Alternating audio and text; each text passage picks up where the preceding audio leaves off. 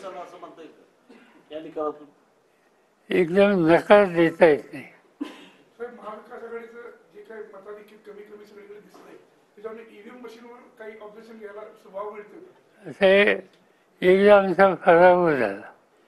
पराभव झाला तो की मशीनच्या यंत्रणा निवडणूक आयोगाची याच्या संबंधीचा पुरावा जोपर्यंत आमच्याकडे नाही तोपर्यंत भाष्य करणे योग्य नाही.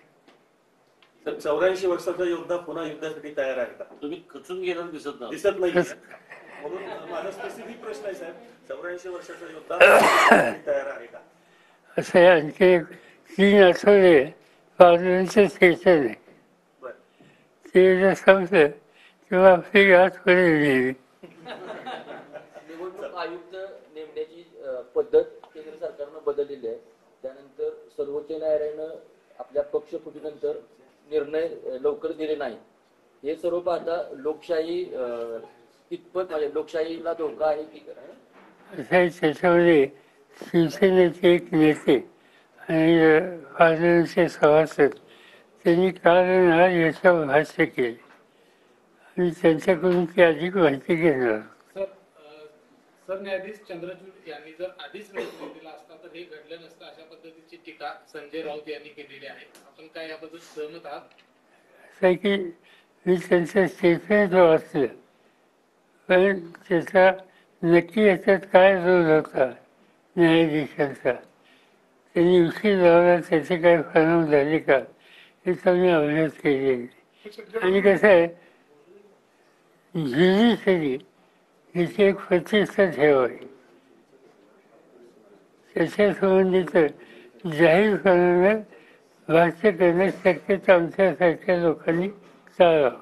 साहेब, झारखंडमध्ये हेमंत सोरेनना भयंकर त्रास होऊन सुद्धा चांगली मेजॉरिटी त्या ठिकाणी घेतली. थोडा झारखंडच्या निकालाबाबत काय बोलायला? असं आहे की आजच मला तिकडचे काही सहकारी सांगत होते की एक आणखीन एक याला अँगल आहे असं काही लोक सांगतात. अँगल काय?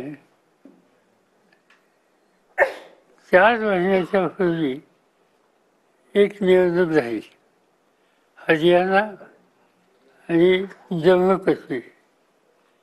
त्याच्यामध्ये जम्मू काश्मीरमध्ये भाजपच्या विरुद्ध जे फोर्सेस आहेत आमच्यासाठी त्या सगळ्यांना यश आलं आणि हरियाणा भाजपकडे गेलं.